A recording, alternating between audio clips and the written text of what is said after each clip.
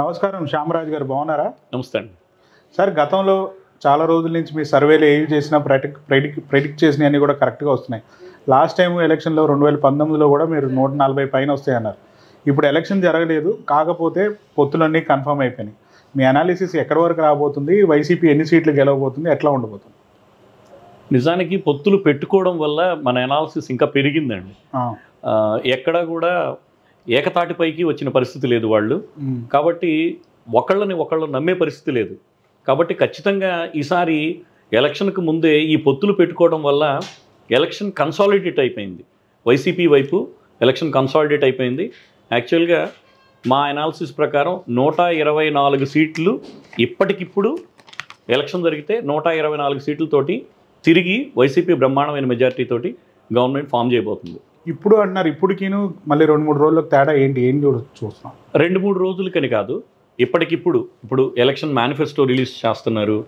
ఇది 124 అనేది ఒక ఎడ్జ్.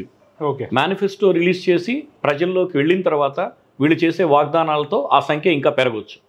కానీ 124 సీట్లని మీరు అంటున్నారు వైసీపీ, కానీ టీడీపీకి నిన్న వచ్చిన సి ఓటర్ సర్వే కానీ వేరే నేషనల్ మీడియా సర్వే చేసినట్లు సీట్లు చాలా వరకు తగ్గిపోతున్నాయి పొత్తు ఫామ్ అయిన తర్వాత అంటున్నారు. ఏంటి అసలు సీట్లు? సి ఓటర్ సర్వే మీకు కర్ణాటకలో ఒక ఫెయిల్యూర్ సర్వే. ఎలక్షన్కి ముందు C voter survey failure survey, ABP C voter survey ఒక failure survey. Last Lok Sabha election చూస్తే వాళ్ళు సి ఓటర్ సర్వే మీకు కరెక్ట్ ఇది ఇవ్వలేదు. సి ఓటర్ సర్వేని, ఇండియా టుడే సర్వేని మనం ఇట్స్ సంథింగ్ లైక్ మనం అనలేం, కానీ పెద్ద సర్వీస్ నిర్వహిస్తున్నారని చెప్తున్నారు. కానీ వాళ్ళు ప్రజల దగ్గరికి వెళ్ళి ఎనాలిసిస్ తీసుకున్న సందర్భం లేదు. వాళ్ళు గ్రామాల్లోకి వెళ్ళి ప్రజల దగ్గరికి వెళ్ళి మా టీమ్స్ వర్క్ చేసిన దాన్ని బట్టి డెఫినెట్గా 124 సీట్లు ఇప్పుడు ప్రస్తుతం కనబడుతుంది.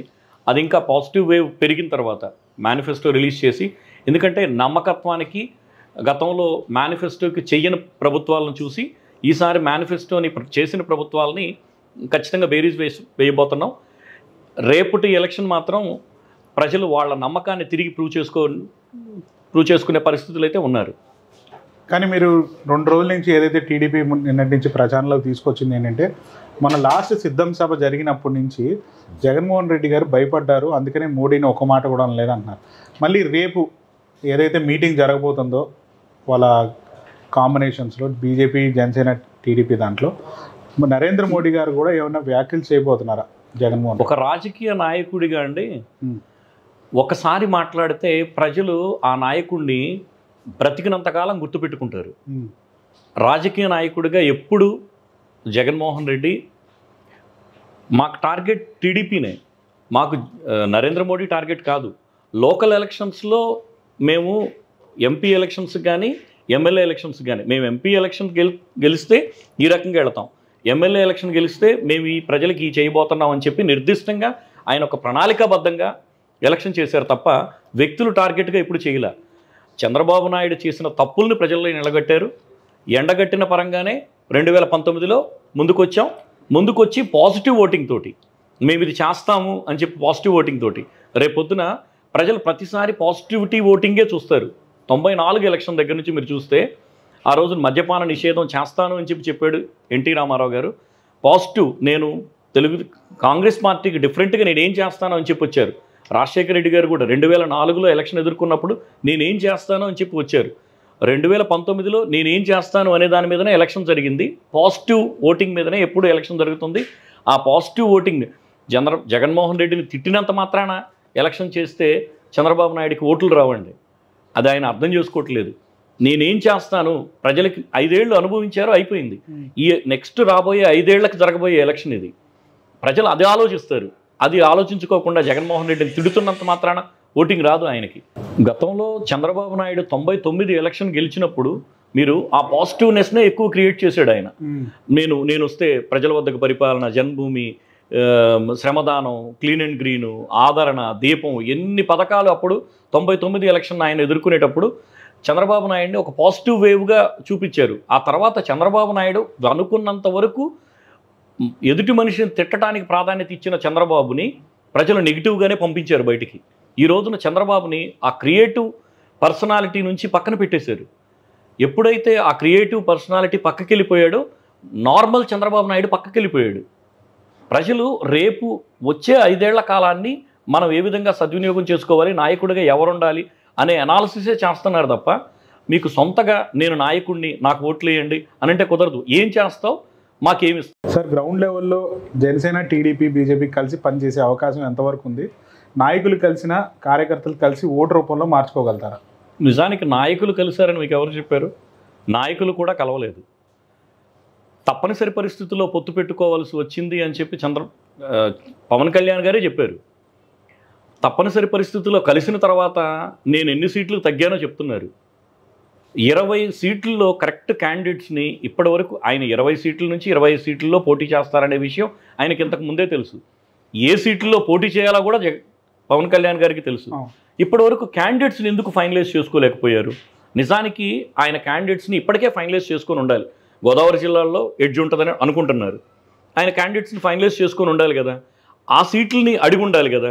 ఇప్పుడు ప్రజారాజ్యం గెలిచినప్పుడు, చిరంజీవి ప్రభావంతో ప్రజారాజ్యం గెలిచినప్పుడు 2 సీట్లు విజయవాడ 2 సీట్లు గెలిచారు.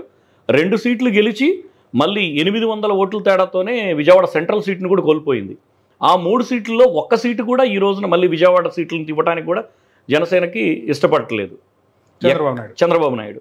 ఎందుకంటే ఏదైతే వాళ్ళకి కన్సాలిడేట్ ఓటింగ్ ఉంటుందో దాన్ని నిర్వీర్యం చేస్తూ వైసీపీ తప్పనిసరిగా గెలిచే నియోజకవర్గాలు ఏదైతే ఉన్నాయో అవి జనసేనకి ఇచ్చాము అని చెప్పి నెంబర్ చూపించడం తప్ప ఈ రోజున జనసేన ఖచ్చితంగా గెలిచే నియోజకవర్గం ఒక్కటి చెప్పండి. ఈవెన్ పవన్ కళ్యాణ్ గారు పోటీ చేసే పిఠాపురంలోనే వర్మ అనే వ్యక్తి ఇండిపెండెంట్గా పోటీ చేసి 2014లో గెలిచిన వ్యక్తితోటి తిరిగి మళ్ళీ పోటీ పడేలా చంద్రబాబు నాయుడు గారు చేస్తున్నారు అని అంటే అది జనసేన కార్యకర్తలు అర్థం చేసుకోవాలి. అది ఆయన ఎంత ఫ్రస్ట్రేషన్లో ఆ బాధగా మాట్లాడాడు పవన్ కళ్యాణ్ గారు అనేది ప్రజలు ఖచ్చితంగా అర్థం చేసుకుంటారు. వాళ్ళేమంత అమాయకులు గారు, చైతన్యం ఎక్కువగా ఉన్న ఓటర్లు జనసేన ఓటర్లు వాళ్ళు బ్రహ్మాండంగా ఎవరికి ఓట్ చేయాలనేది వాళ్ళు ఫిక్స్ అయ్యారు. గ్రౌండ్ లెవెల్ ఎట్లా ఉంది సార్? గ్రౌండ్ లెవెల్ రియాలిటీసే నేను చెప్తుంది. వాళ్ళకి టీడీపీ పాజిటివ్ కన్నా వైసీపీ వాళ్ళు ఏమి చేయకపోయినా కానీ మన ఓటు ఎవరు చూస్తున్నారులే, మన ఓటు వైసీపీకి వేస్తే పోయింది, మనల్ని మోసం చేశారు చంద్రబాబు అని చెప్పి ఎలక్షన్కి ముందే వచ్చేసిందండి. అది మనకి ముందే వాళ్ళు మనల్ని మోసం చేశారు, ఆయన క్యాండిడేట్స్ విషయంలో మోసం చేస్తున్నాడు, ప్లస్ మనం గెలిచే నియోజకవర్గాలను ఇవ్వకుండా మోసం చేశాడు అనేది ఆల్రెడీ వాళ్ళు ఫిక్స్ అయి ఉన్నారు.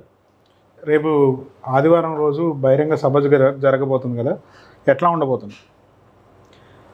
బహిరంగ సభలు ప్రభావితం చేసే పని అయితే 175కి 175 నియోజకవర్గాల్లో సిద్ధం సభలు జరిగిన విధానం చూస్తే 175కి 175 నియోజకవర్గాలు బ్రహ్మాండంగా గెలిచి ఉండాలి. ఇప్పటికీ టీడీపీ, జనసేన, బీజేపీతో పొత్తుతో ఒక్క సభ కూడా కండక్ట్ చేయలేదు. రేపు ఎలక్షన్ కోడ్ రాబోతుంది. ఎలక్షన్ కోడ్ వచ్చిన తర్వాత ప్రజల దగ్గరికి వెళతామని అంటే వీళ్ళు ఆల్రెడీ ప్రజల దగ్గరికి వెళ్ళిపోయి క్యాంపెయిన్ మొదలుపెట్టేశారండి. వైసీపీ వాళ్ళు ఎలక్షన్ క్యాంపెయినింగ్ మొదలుపెట్టేశారు, గడప గడపకి వెళ్ళారు, క్యాంపెయిన్ మొదలుపెట్టేశారు. ఆ క్యాండిడేట్స్తో వాళ్ళు సిద్ధంగా ఉన్నారు. కానీ టీడీపీ వాళ్ళు చాలా వరకు ఆరోపించేది ఏంటంటే మేము ఆల్రెడీ గెలుస్తున్నాం కాబట్టి ఇట్లాంటి ప్రోగ్రామ్స్ ఏమీ చేయట్లేదు, మాకు తెలిసి ఏం చేయాలో ఎలక్షన్ మేనేజ్మెంట్ చేసుకుంటాం అని చెప్పి అంటా ఉన్నారు కదా, అది ఎట్లా చూడాలి? ఎలక్షన్ మేనేజ్మెంట్ చేయటంలో సిద్ధహస్తుడు అయ్యి ఉండొచ్చు అండి చంద్రబాబు, కానీ ప్రజలను మేనేజ్ చేయటంలో కాదు. ఎలక్షన్ మేనేజ్మెంట్లో బూత్ దగ్గరికి తీసుకురాగలడేమో కానీ ఓటు వేసే విషయంలో మాత్రం వాళ్ళని ప్రభావితం చేయలేడు. అది ఎప్పటికీ జరగదు. ఓటు వేసే విషయంలో ఆంధ్రప్రదేశ్ ప్రజలు చాలా విజ్ఞతతో చేస్తారు. అది బ్రహ్మాండంగా ఆయనకి 94లో ఎన్టీ రామారావు గారికి ఎలక్షన్ చేసినా కానీ, తర్వాత 99లో చంద్రబాబు నాయుడు మంచి లీడర్ అని ఆయనకి పట్టం కట్టినా కానీ, తర్వాత 2004లో నువ్వు పనికిరావు రాజశేఖర రెడ్డి గారికి ఎలక్షన్ చేసినా కానీ, అలానే 2009లో రాజశేఖర రెడ్డికి రెండోసారి ప్రభుత్వాన్ని అప్పగించినా కానీ, తర్వాత విభజన తర్వాత కూడా ప్రజల విజ్ఞతతోనే చంద్రబాబు నాయుడికి ఎక్స్పీరియన్స్ ఉంది కాబట్టి మనం చంద్రబాబు నాయుడికి ఓటేద్దామనే విజ్ఞతతోనే 2014 ఎలక్షన్ చేశారు, చంద్రబాబు నాయుడికి అప్పగించారు.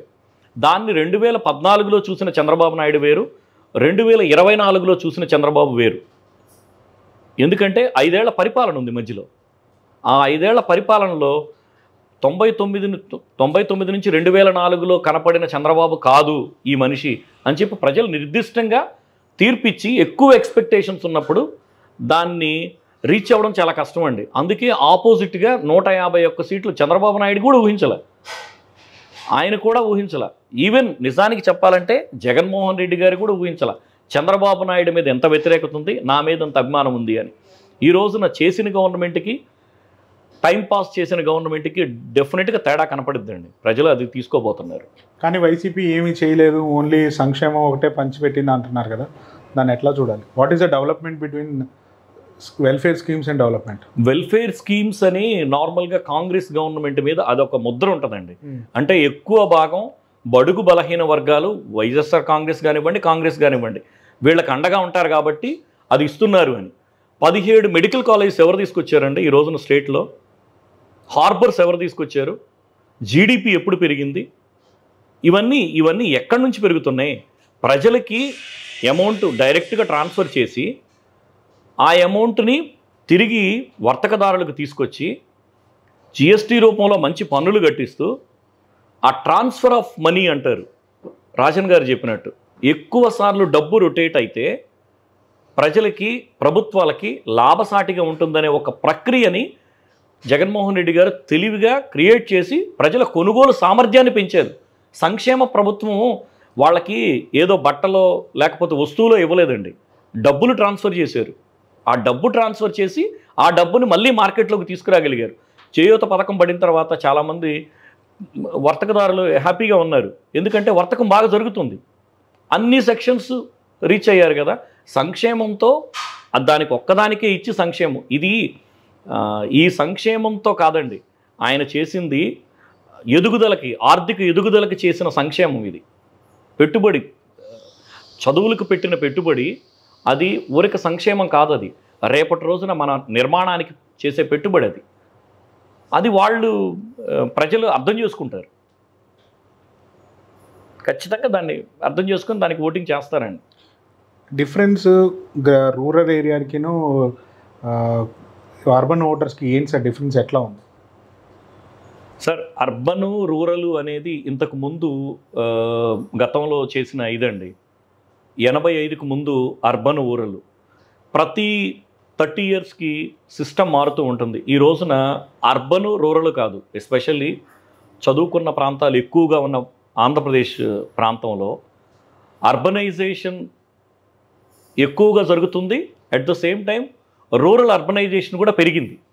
రూరల్ అర్బనైజేషన్లో మనకు పర్టికులర్గా చదువు కీలకం. చదువుకున్న ప్రతి ఒక్కళ్ళు ఏదో ఒక పని చేసుకుంటున్నారు ఇక్కడ. రూరలైజేషన్లో మీకు వ్యవసాయం మీద ఆధారపడి చేయట్లే, ఇక్కడ ఏదో ఒక పని. ఈరోజు బిల్డింగ్ కన్స్ట్రక్షన్ లైన్కి చాలామంది ఉన్నారు. ఈ రోజున building construction line is the big activity ఇక్కడ ఆంధ్రప్రదేశ్లో. ఆ పెద్ద యాక్టివిటీలో భాగంగా అందుకనే మన జీడిపి గ్రోత్ చాలా బాగుంటుంది, హెల్దీ ఇది ఉంటుంది. బిల్డింగ్ కన్స్ట్రక్షన్ మెటీరియల్స్ కానివ్వండి, మన సేల్ ఎక్కువ. అది మన ఆంధ్రప్రదేశ్లో ఎస్పెషల్లీ కన్స్ట్రక్షన్ యాక్టివిటీ చాలా పెద్ద ఎత్తున జరుగుతుంది. ఇంతకుముందు 17 నియోజకవర్గాలకి 25 నియోజకవర్గాలకు గాను ఈ రోజున 25 జిల్లాలు అయిపోయినాయి. 25 జిల్లాల హెడ్ క్వార్టర్లు అయినాయి. హెడ్ క్వార్టర్లు అయిన తర్వాత వెంచర్స్ పెరిగినాయి. కన్స్ట్రక్షన్ యాక్టివిటీ చాలా పెద్ద ఎత్తున ఊపందుకుంది. మనకి లోతులకి వెళ్ళి పరిశీలిస్తే అది అర్థమవుతుంది. కన్స్ట్రక్షన్ యాక్టివిటీ ఎప్పుడైతే పెరుగుతుందో ఉపాధి అవకాశాలు పెరుగుతాయి. అట్ ద సేమ్ టైం గవర్నమెంట్కి వచ్చే ఇన్కమ్ పెరుగుతుంది. ప్రతి యాక్టివిటీలో కూడా గవర్నమెంట్కి ఇన్కమ్ కనపడుతుంది దాంట్లో. అది ఆయన ప్రధానంగా చేశాడు. అది ఎవరు రికగ్నైజ్ చేయట్లా. 25 టౌన్స్ని డెవలప్ అయినాయి, డిస్ట్రిక్ట్ హెడ్ క్వార్టర్స్ డెవలప్ అయినాయి. 25 డిస్ట్రిక్ట్ హెడ్ క్వార్టర్స్లో ఈ రోజున పెద్ద ఎత్తున కన్స్ట్రక్షన్ యాక్టివిటీ నడుస్తుంది. దాని నుంచి ప్రభుత్వానికి బ్రహ్మాండమైన ఇన్కమ్ ఉంది. ఇన్కమ్ లేకపోతే ఇంత పెద్ద ఎత్తున సంక్షేమం అమలు చేయగలిగే సామర్థ్యం జగన్మోహన్ రెడ్డి గారికి ఎక్కడి నుంచి వస్తుంది? ఇన్కమ్ ఉంది ప్రభుత్వానికి. 1,30,000 కోట్ల నుంచి 2,70,000 కోట్ల బడ్జెట్ ఎలా పెరిగింది? ఇన్కమ్ లేకపోతే ప్రజలకి సంక్షేమ పరిపాలన ఎక్కడి నుంచి అందిస్తారు? ఇది అది తెలుగుదేశం మీడియా లేకపోతే వీళ్ళు చేసే ప్రచారం తప్ప ఇన్కమ్ లేదు గవర్నమెంట్కి. ఇన్కమ్ బ్రహ్మాండమైన ఇన్కమ్ ఉంది. ప్రతి దానిలో ఇన్కమ్ ఉంది గవర్నమెంట్కి. ప్రతి చిన్నదాని నుంచి ఇన్కమ్ ఉంది. కాకపోతే అది డిస్ట్రిబ్యూట్ చేసే విధానంలో ఈయన బ్రహ్మాండంగా దాన్ని ఆర్గనైజ్ చేయగలిగారు. మీరు ఇప్పుడు సర్వేస్ ఎప్పటి నుంచి బయట పెట్టబోతున్నారు సార్? మీ సర్వేస్ మేనిఫెస్టోస్ వచ్చిన దగ్గర నుంచి తిరిగి ప్రజల దగ్గరికి వెళ్ళి లాస్ట్లో మీకు మంచి శాంపుల్స్ ఎన్ని కలెక్ట్ చేయబోతున్నారు? మీ సర్వే స్ట్రాటజీ ఎట్లా ఉంటుంది బేసిక్గా శాంపుల్ సర్వేస్ కన్నా ముందు? బేసిక్గా how do you analyse things అనేది ఇంపార్టెంట్. బేసిక్గా ప్రజల నుంచి లబ్ధి పొందినోళ్లే కాదండి. కీలకమైన ఓటర్ ఎప్పుడు కూడా ప్రజల నుంచి లబ్ధి పొందిన ఓటర్ ఎప్పుడు లబ్ధి పొందినట్టే ఉంటాడు. అతను లాయల్గా ఉంటాడు, చేస్తాడు. మీకు లాస్ట్ టైం చూసినప్పుడు లబ్ధి పొందిన ఓటర్లు అందరూ చేసి ఉండాలంటే పసుపు కుంకుమ కింద డబ్బులు తీసుకున్న వాళ్ళందరూ చంద్రబాబు నాయుడుకి ఓటేస్తే దగ్గర దగ్గర 130 నియోజకవర్గాలు చంద్రబాబు నాయుడు గెలిచి ఉండాలి. ప్రజలు లబ్ధి కోసం చూడట్లా ఈ రోజున, వాళ్ళ కన్స్ట్రక్టివ్ మేనేజ్మెంట్ కోసం చూస్తున్నారు. ఇప్పుడు నా కుటుంబం రేపటి రోజున నెక్స్ట్ 5 ఏళ్లలో నా కుటుంబానికి కావాల్సింది ఏంటి, ఆ కుటుంబానికి కావాల్సిన సపోర్ట్ ఎవరు ఇవ్వబోతున్నారు అనేది ఆలోచిస్తున్నారు తప్ప ఈ రోజున 10th క్లాస్ పిల్లలు ఉన్నారు. నెక్స్ట్ 5 ఇయర్స్లో వాళ్ళు ఇంటర్మీడియట్కి వచ్చి గ్రాడ్యుయేషన్కి వెళ్ళబోయేటప్పుడు ఇంజనీరింగ్కో మెడికల్కో ఏ గవర్నమెంట్ ఉంటే సాలిడ్గా సపోర్ట్ చేయబోతుంది? ఈ గవర్నమెంట్ నిబద్ధత పనిచేస్తుందా? ఎడ్యుకేషన్, మిగతాయి ఏ గవర్నమెంట్ ఉన్నా కానీ మన తిప్పలు మనకుంటాయి అనే వ్యక్తులు వాళ్ళు ఒక పక్క ఉంటారు. అండ్ మహిళలు ప్రధానంగా ఎక్కువ మంది ఓట్ చేసేది వాళ్లే. 55% మహిళలు, 45% ఆడవాళ్ళు. ఇప్పుడు అదే క్వశ్చన్ అడగబోతున్నాను, మహిళలు ఎటుపక్కకు ఉన్నారని. చాలా నిర్మాణాత్మకంగా ఉండబోతున్నారండి. ఈసారి సర్వేస్లో మాత్రం చాలా బ్రహ్మాండంగా వాళ్ళు రియాక్ట్ అవుతున్నారు. లాస్ట్ టైం ఎప్పుడు చెప్పడానికి భయపడేవాళ్ళు, నిజానికి ఈసారి వాళ్ళు బయటకు వచ్చి మాట్లాడబోతున్నారు. ఎందుకంటే కీలకమైన వ్యక్తులుగా వాళ్ళు సమాజ నిర్మాణంలో భాగం అవబోతున్నారు. ఈసారి చాలా పెద్ద ఎత్తున మహిళలు ఓటింగ్ చేయబోతున్నారు. మగవాళ్ళు ఒకవేళ వాళ్ళ ఎమోషన్స్కి తగ్గట్టు ఓటేసుకున్నా కానీ ఆడవాళ్ళు మాత్రం వాళ్ళ ఇంటిని కన్స్ట్రక్టివ్ మేనేజ్మెంట్లో భాగంగా జగన్మోహన్ రెడ్డికి ఓటైపోతున్నారు. నేను చాలా రోజుల నుంచి టీడీపీ హార్డ్ కోర్ మహిళలను కదిలించినప్పుడు కూడా మాకైతే బెనిఫిట్ జరిగింది. మీ బాబాయికి చెప్పమాకు, మీ మామయ్యకి చెప్పమాకు, మేమైతే వైసీపీకి ఓటైపోతున్నాం అని చెప్పి సాలిడ్గా వాళ్ళు డిక్లేర్ అయిపోయి ఉన్నారు. మీరు ఈస్ట్ వెస్ట్లో ఏమైనా పొత్తులు జరిగిన తర్వాత ఏమైనా చూసారా సార్? ఏమైనా విజిట్ చేశారా? ఈస్ట్ వెస్ట్లో గత నెల రోజుల పాటు ఒక రకమైన వింగ్ నడుస్తుందండి. అసలు పవన్ కళ్యాణ్ పొత్తు పెట్టుకున్నది ఎందుకు? ఏ వర్గాలను పెంచడానికి పొత్తు పెట్టుకున్నాడు? నిజానికి అది న్యాయం జరిగిందా? అన్యాయం జరిగింది అని చెప్తే వాళ్లే చాలా పెద్ద ఎత్తున నెగిటివ్ కాబోతున్నారు. ఆ నెగిటివ్గా చేసిన వ్యక్తిని మాత్రం ఈరోజు ప్రజలు వదలబోటలేదు. ఈస్ట్ వెస్ట్లో మాకు మోసం జరిగింది, అది ఎవరి వల్ల జరిగింది అనేది ప్రజలు నమ్ముతున్నారు. ఖచ్చితంగా దానికి సంబంధించిన రియాక్షన్ అనేది ఇవ్వబోతున్నారు. వాళ్ళు భావిస్తున్నారా తప్పు జరిగింది? ఖచ్చితంగా. 20 సీట్లు ఏంటండి జనసేనకి? ప్రజారాజ్యం గెలిచిందే 18 సీట్లు అండి. అంటే అప్పుడు ఉమ్మడి రాష్ట్రంగా, ఉమ్మడి రాష్ట్రం అయినా సరే తెలంగాణలో మనకు వచ్చింది, ప్రజారాజ్యానికి వచ్చింది 1 సీటే. 18% ఓటింగ్ అండి ప్రజారాజ్యానికి వచ్చింది ఆ రోజున. ఎక్కడికి పోయిద్ది అనుకుంటున్నారు? రిప్రజెంటేషన్ ఆఫ్ ది పీపుల్ వాళ్ళందరూ అంత తేలిగ్గా ఇప్పుడు ఈ 9-10 ఏళ్లలో చనిపోయిన వాళ్ళు ఎంతమంది ఉంటారు? మా ఓటింగ్ ఎంత ఉన్నప్పుడు మాకెందుకు ఇన్ని సీట్లు తగ్గించి ఇచ్చారని స్ట్రైట్ క్వశ్చన్ అడుగుతుంటే ఆన్సర్లు లేవండి ఈ రోజున నాయకుల దగ్గర. రాష్ట్రం కోసమే నేను సీట్లు తగ్గించుకున్నా అని చెప్పి ఆయన వ్యాఖ్యలు చేస్తున్నాడు కదా సార్. ఎలక్షన్ జరగటానికి ముందు నిజానికి పవన్ కళ్యాణ్ గారికి ఓట్లు డిక్లేర్ చేయకముందు, లేకపోతే చంద్రబాబు నాయుడు గారు సీట్లు డిక్లేర్ చేయకముందు ఈ రాష్ట్రం కోసం అద్భుతమైన వ్యక్తిని వచ్చాడు ఆయన పవన్ కళ్యాణ్. బ్రహ్మాండమైన మీటింగ్స్లో మాట్లాడుతున్నారు, సభల్లో అసలు తిట్టిపోస్తున్నారు, ప్రజలకు భరోసా ఇస్తున్నారు అని చెప్పి ఆ రకమైన భరోసాని తీసుకొచ్చిన మనిషి కనీసం 60 సీట్లలో జనసేనని ఎక్స్పెక్ట్ చేశారు. లేదు తక్కువలో తక్కువ 40 సీట్లు ఎక్స్పెక్ట్ చేశారు. 37 సీట్లలో కనీసం ఈస్ట్ వెస్ట్లో కలిపి 37 సీట్లు ఉంటాయి. దానిలో కనీసం 70% మాకు ఇస్తారు, అంటే 25% మాకు ఇక్కడ ఓటింగ్ ఇస్తారు, ఇక్కడ సీట్లు ఇస్తారు. మిగతా చోట్ల కనీసం ఇంకొక 15 సీట్లు, అంటే 40 సీట్లలో ఖచ్చితంగా జనసేన పోటీ చేయబోతుంది. లాస్ట్ టైం కూడా ఆయనకి 6-7% వచ్చింది. దాంతో పోల్చుకున్నా కానీ కనీసం ఆయన ఓటింగ్ని పెంచుకున్నారు అని చెప్తున్నారు. 10% అయినా వాళ్ళకి ఇస్తారు అని చెప్పి అనుకున్నారు.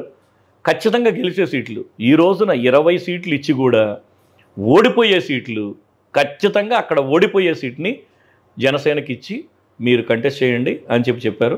ప్రజలు దాన్ని ఖచ్చితంగా అర్థం చేసుకున్నారు. సరే, ఇప్పుడు పవన్ కళ్యాణ్ గారు పిఠాపురం నుంచి పోటీ చేస్తున్నారు. ఎక్కడైతే అత్యధికంగా కాపులు ఎక్కువ ఓటింగ్ ఉందని అంటున్నారు కదా సార్. 90,000 మంది ఓటర్స్ ఉన్నారు, ఓన్లీ కాపులే ఉన్నారు. వాళ్ళందరూ కూడా జనసేనకి వేసే అవకాశం ఉందా? 2014లో అక్కడ గెలిచినప్పుడు టీడీపీ నుంచి గెలిచిన అభ్యర్థి కాదు అక్కడ వర్మ గారు, ఇండిపెండెంట్. 2014లో ఆయన ఇండిపెండెంట్గా గెలిచారు. వాళ్ళంతా జనసేన పవన్ కళ్యాణ్ మద్దతు ఇచ్చింది కదా, అప్పుడు జనసేన పవన్ కళ్యాణ్కి మద్దతు ఇచ్చారు అనే దీంతో కాపులు 90,000 మంది ఓటర్స్ ఉంటే గనక ఆ రోజున తెలుగుదేశానికి గంపగుత్తగా ఓట్లు పడి ఉండాలి. పడి పిఠాపురం నియోజకవర్గం బ్రహ్మాండంగా గెలిచి ఉండాలి, అంతే కదా. పవన్ కళ్యాణ్ కనుక 2014లో నమ్మితే డివిఎస్ వర్మ అనే వ్యక్తి గెలిచేవాడు కాదు కదా. దే డింట్ టేక్, వాళ్ళు తీసుకోలేదు పవన్ కళ్యాణ్ని, నెగ్లిజిబుల్. అయితే మీరు అన్నట్లు 90,000 ఓటింగ్ కాపులు ఒకవైపు ఉన్నా సరే మిగతా అంతా ఉన్నాయి కదా, ఇంకొక 150,000 ఓటింగ్ ఉంది కదా అక్కడ. వాళ్ళు కన్సాలిడేట్ అవ్వరా? వాళ్ళు కన్సాలిడేట్ అయ్యి ఈ ప్రధానమైన వ్యక్తులకి అధికారం అప్పగించకూడదు అనే కన్సాలిడేషన్ జరగదా? రాజకీయాల్లో 1+1 2 కాదండి ఇప్పుడు. అది ప్రజలు ఖచ్చితంగా విజ్ఞప్తి ఆలోచిస్తారు. మేనిఫెస్టో వల్ల ఎంత డిఫరెన్స్ పడుతుంది సార్? మేనిఫెస్టో వల్ల ఒక 4 నుంచి 5% ఉంటుందండి. మేనిఫెస్టోనే కీలకం కాబోతుంది. 124 నుంచి ఎన్ని ప్లస్ సీట్లు పెరగబోతుంది అనేది 124 ఒక బెంచ్ మార్క్ అండి జగన్మోహన్ రెడ్డి గారికి. మేనిఫెస్టో రిలీజ్ చేసిన తర్వాత కొన్ని వర్గాలు ప్రత్యేకంగా ప్రభావితం అవుతాయని ఊహిస్తున్నాం. మేనిఫెస్టో రిలీజ్ చేసేది ఇప్పుడు కూడా భవిష్యత్తును ఉద్దేశించి రిలీజ్ చేస్తారు. దానిలో టీడీపీ జనసేన ఆల్రెడీ ఫెయిల్ అయిపోయారు. వాళ్ళు కాపీ చేస్తున్నారు దీని మేనిఫెస్టోని. జగన్మోహన్ రెడ్డి ఏదో చేస్తున్నాడు కాబట్టి మేము ఇంకో కొంత చేస్తామని చెప్తున్నారు. కానీ పైగా మేనిఫెస్టోని అవలంబించిన పార్టీని ఈ రోజున అలానే చూడబోతున్నారు జనం. మేనిఫెస్టో అనగానే ఒక ఎక్స్పెక్టేషన్, దాన్ని రీచ్ అవ్వాలి కదా. రీచ్ చేయటంలో జగన్మోహన్ రెడ్డి దాన్ని సక్సెస్ అయ్యాడు. ఇంతకుముందు మేనిఫెస్టో ఒక ఆనవాయితీగా జరిగే ప్రక్రియ. But Jaganmohan Reddy manifesto release చేసి 2019లో దాన్ని అమలు చేసిన విధానం చూస్తే మేనిఫెస్టో ఒక ప్రక్రియ కాదు. Manifesto is something like it's not ordinance. ఒక ఆర్డినెన్స్ లాగా భావిస్తున్నారు జనం. ఇది ఖచ్చితంగా చేసి తీరతాడు, అదొక ఆర్డినెన్స్ లాగా తీసుకురాబోతున్నాడు, ఈ మేనిఫెస్టోని ఖచ్చితంగా జగన్మోహన్ రెడ్డి అవలంబిస్తాడు అనే ఆ బేస్ నుంచి జగన్మోహన్ రెడ్డి రాబోతున్నాడు. అందుకనే ఆయన ఇచ్చే హామీలను బట్టి అది పెద్దది కానివ్వండి చిన్నది కానివ్వండి దాని నుంచి పెరగబోతుంది ఓటింగ్. సార్ ఇప్పుడు ఏం ఉండబోతున్నాయి సార్ మార్పులు? మేనిఫెస్టోలో ఏం హామీలు రాబోతున్నాయి తెలియదండి. అది జగన్మోహన్ రెడ్డి గారిని అడిగితే పీపుల్ ఏం ఎక్స్పెక్ట్ చేస్తున్నారు సార్ మేనిఫెస్టోలో, వైసీపీ మేనిఫెస్టోలో? నిజానికి ఏముంటే ఎంత పర్సెంటేజ్ ఇంకా పెరగొచ్చు అనుకుంటున్నాను. నిజానికి అంటే 4% is big margin actually. 4 to 5%. అదే ఏం ఉండబోతుంది అనేది మీరు ఆ 4 to 5% అన్నారు కాబట్టి నేను ఆ క్వశ్చన్ అడగాలి. 4 to 5% అనేది టీడీపీ నుంచి రాబోతుందండి, టీడీపీ జనసేన నుంచి రాబోతుంది. మేనిఫెస్టోలో ఏం ఉండబోతుంది? ఆ 4 to 5% డిఫరెన్స్ చూపించండి. దానికి కొంత నా కుటుంబానికి ఏం మేలు కావాలి అనేది ఒకటి ఆలోచించిన మేనిఫెస్టో ప్రజలు చర్చించుకుంటారు దాని మీద. నిజానికి ఓకే, ఒక మేనిఫెస్టో మీద ప్రజలు ఖచ్చితంగా చర్చించుకుంటారు. అరే ఈయన వస్తే చేస్తాడు, ఆయన వస్తే చేయడు అనేది. కానీ ఆ మేనిఫెస్టో కన్స్ట్రక్టివ్గా ఉంటే దాన్ని చూస్తారు ప్రజలు. ఎందుకంటే ఇప్పుడు దాకా సంక్షేమ ప్రభుత్వం అని అన్నారు. కానీ నెక్స్ట్ రాబోయే గవర్నమెంటు ఒక మంచి కన్స్ట్రక్టివ్ మేనేజ్మెంట్ గవర్నమెంట్ రాబోతుంది. సంక్షేమ ప్రభుత్వానికి ధీటుగా ఒక డెవలప్డ్ ఏపీని చూడబోతున్న మేనిఫెస్టో రాబోతుందండి. ఓకే, ఒక డెవలప్డ్ ఏపీని ఈ క్యారీ ఫార్వర్డ్ చేయడానికి ఈ వనరులను ఉపయోగించుకొని నెక్స్ట్ లెవెల్. నిజానికి చెప్పాలంటే రాజశేఖర్ రెడ్డి గారు 2004లో చంద్రబాబు నాయుడు దగ్గర నుంచి గవర్నమెంట్ తీసుకున్నప్పుడు ఆయన కరెక్ట్గా ఫ్లైట్ ల్యాండ్ అయి ఉంటే ఆయన ఖచ్చితంగా టేక్ ఆఫ్ తీసుకున్నారు. ఆ రోజున ఔటర్ రింగ్ కానీ శంషాబాద్ ఎయిర్పోర్ట్ కానీ మిగతా అనేకమైన రాష్ట్రంలో చేసిన పథకాలు కానీ డెవలప్మెంట్ ఈ రోజున ఖచ్చితంగా అదే స్టేజ్లో ఉంది. ఫస్ట్ గవర్నమెంట్ ల్యాండింగ్లో ఉంది, నెక్స్ట్ గవర్నమెంట్ టేక్ ఆఫ్ తీసుకోబోతుంది. Next government will be like ఒక మంచి యూనివర్సల్ రికగ్నైజేషన్ వచ్చే గవర్నమెంట్ని ఇక్కడ ఫామ్ చేయబోతున్నామండి. బ్రహ్మాండమైన recognition. Vizag is the ultimate city అండి. వైజాగ్ని క్యాపిటల్గా వ్యతిరేకించే వాళ్ళు మూర్ఖులు, ఒక రకంగా చెప్పాలంటే. వైజాగ్ని క్యాపిటల్గా ఒప్పుకోని వాళ్ళు మూర్ఖులు. దాని ఓటింగ్ ప్రభావం ఉంటుందా ఇప్పుడు? ఖచ్చితంగా ఉత్తరాంధ్రలో చాలా పెద్ద ప్రభావాన్ని చూపించింది లాస్ట్ టైం 2014 ఎలక్షన్లో. ఈసారి దాన్ని చాలా చక్కగా దాన్ని నిజానికి జగన్మోహన్ రెడ్డి గారికి ఉన్న ఇదేంటంటే అండి, ఆయన హార్ట్ఫుల్గా చేస్తారు దాన్ని, చాలా హార్ట్ఫుల్గా ఆయన వైజాగ్ని విజయమ్మ గారు ఓడిపోయినప్పటికీ నిజానికి ఇంకొకళ్ళు అయితే అమరావతి నుంచి దొనకొండ తీసుకుపోతారు క్యాపిటల్ అని అన్నారు, రాయలసీమకు దగ్గరగా ఉంటుంది.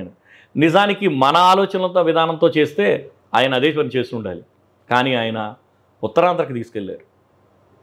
అలా అని ఈ ప్రాంతాన్ని ఏమి నెగ్లెక్ట్ చేయగల, ఈ ప్రాంతానికి సంబంధించి ఆయన పూర్తిగా క్యాపిటల్ని తీసుకెళ్ళాల. రాజ్యాంగ నిర్మాణం ఇక్కడే జరిగిద్ది అంటున్నారు, అంటే లెజిస్లేటివ్ క్యాపిటల్ ఇక్కడే పెడతానంటున్నారు. లెజిస్లేటివ్ క్యాపిటల్ అనేది చాలా పెద్ద విషయం అండి. అయితే ఒక్క రిక్వెస్ట్ ఏంటంటే, రాజధాని సచివాలయం లేకపోతే ఆ అసెంబ్లీ ఏదైతే ఉందో ఆ చివరకు ఉండకూడదు, ప్రజల మధ్యకి రావాలి. అది ప్రజల మధ్యకి వచ్చి ఇది మన అసెంబ్లీ అని చెప్పి ప్రజలు వస్తూ పోతూ చూడగలిగేలా ఉంటే మాత్రం ప్రభుత్వం డెఫినెట్గా, గవర్నమెంట్ డెఫినెట్గా దానికి సపోర్ట్ రెడ్డి గారికి కొత్త సలహా ఇచ్చినట్టుంది. ఇది సలహా కాదండి, ప్రజలు ఎదుర్కొంటున్న సమస్య. వెలగపూడికి వెళ్ళాలంటే ఇక్కడ నుంచి 40 కిలోమీటర్ల పాటు వెళ్ళాలి ఏదన్నా పని చేసుకోవాలంటే.